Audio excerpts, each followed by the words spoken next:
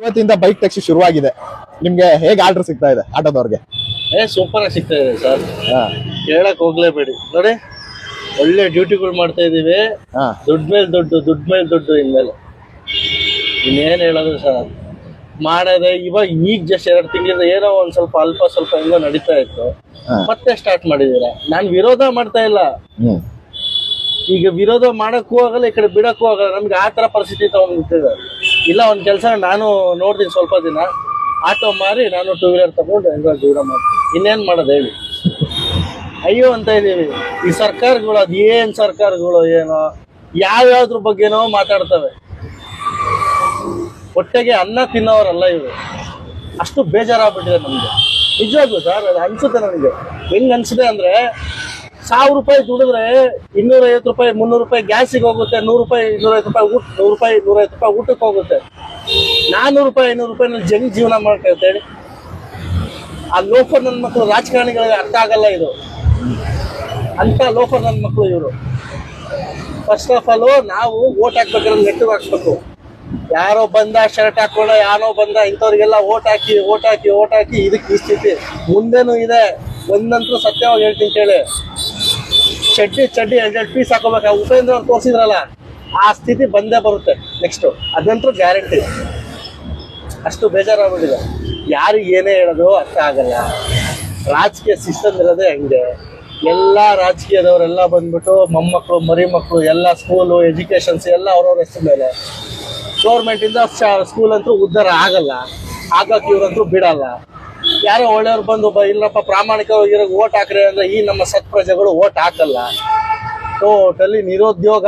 ಈಗ ನಾನು ಉದ್ಯೋಗ ಇಲ್ಲ, ಈಗ ಸದ್ಯಕ್ಕೆ ಇದು ಉದ್ಯೋಗ. ಇದನ್ನು ಮಾರಿ ನೆಕ್ಸ್ಟ್ 2 ವೀಲರು ಅದನ್ನು ಆದ್ರೆ ಸೀದಾ ಇನ್ನು ಸಾಕು ಬೆಂಗಳೂರು. ಇನ್ನೇನು ಮಾಡೋಕ್ಕಾಗುತ್ತೆ? ಊರ್ ಕಡೆ ಹೆಂಗೋ ಜಮೀನ್ ಇದ್ರೆ ಹೆಂಗೋ ಇರ್ಬೋದಾಗಿತ್ತು ಸರ್. ಜಮೀನಿಲ್ಲ, ಏನಿಲ್ಲ, ದುಡಿಬೇಕು, ತಿನ್ಬೇಕು ನಾವು. ನಮ್ಮ ಪರಿಸ್ಥಿತಿ ಬರಲ್ಲ ನನಗೆ. ಹೆಂಗ್ ಹೇಳಿ ಅದು? ನೀವು ಎಡಿಟ್ ಮಾಡಕ್ಕೂ ಬೇಜಾರಾಗ್ಬಿಡುತ್ತೆ. ಅಷ್ಟು ಬೇಜಾರಾಗಿದೆ ನನಗೆ. ನೀವು ನಂಬಲ್ಲ ಸರ್, 300 ರೂಪಾಯಿ 400 ರೂಪಾಯಿ ಮಾಡಿಲ್ಲ ಇನ್ನು ಬೆಳಿಗ್ಗೆಯಿಂದ ಮಾರ್ನಿಂಗ್ ಇಂದ ಬಂದು. ಇವಾಗ ಮತ್ತೆ ಇವ್ರು ಹಿಂಗ್ ಮಾಡ್ತವ್ರೆ. ಈಗ ಅವರು ಬೇಕು, ಓಕೆ, ನಾನು ಇದಂತಿಲ್ಲ. ಅದಕ್ಕೆ ಪರ್ಯಾಯ ಮಾರ್ಗ ಏನು? ಇಲ್ಲ, ಅವ್ರಿಗೂ ನಿಮ್ ತರದೇ ಒಂದು ರೂಲ್ಸ್ ಮಾಡ್ಬೇಕಾಗಿತ್ತು. ಇವತ್ತಿಗೆ ಬೆಂಗಳೂರಲ್ಲಿ 1,02,000 ಜನ ಇದಾರೆ. 1 ಲಕ್ಷಕ್ಕೂ ಜಾಸ್ತಿ ಜನ ಬೈಕ್ ಟ್ಯಾಕ್ಸಿ ಓಡಿಸೋರು ಇದಾರೆ. ಬಟ್ ಒಂದ್ ಕಡೆ ಅವರು 1-2 ತಿಂಗಳಿಂದ ಇರ್ಲಿಲ್ಲ. ಈಗ ಇನ್ನೂ ರೂಲ್ಸೇ ತಂದಿರ್ಲಿಲ್ಲ.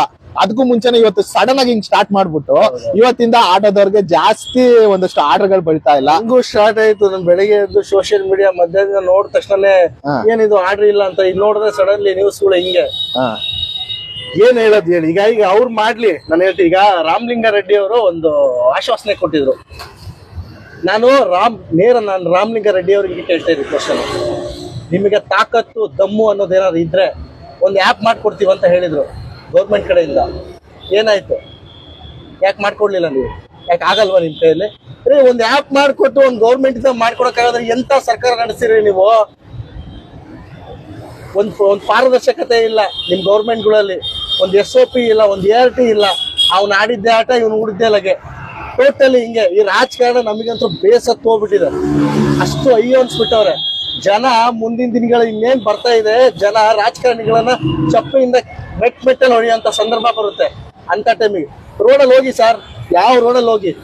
ಬ್ರ್ಯಾಂಡ್ ಬೆಂಗಳೂರು, ಎಲ್ಲಿಂದ ಬ್ರ್ಯಾಂಡ್ ಬೆಂಗಳೂರು ತೋರಿಸ್ಬಿಡಿ ನನಗೆ. ಬ್ರ್ಯಾಂಡ್ ಬೆಂಗಳೂರು ಯಾವ ರೀತಿ ಬೆಂಗಳೂರಾಗುತ್ತೆ ಸರ್? ಯಾವ ರೋಡಲ್ಲಿ ಹೋದ್ರು ಗುಂಡಿ ಬೆಂಗಳೂರು ಆಗ್ಬಿಟ್ಟಿದೆ.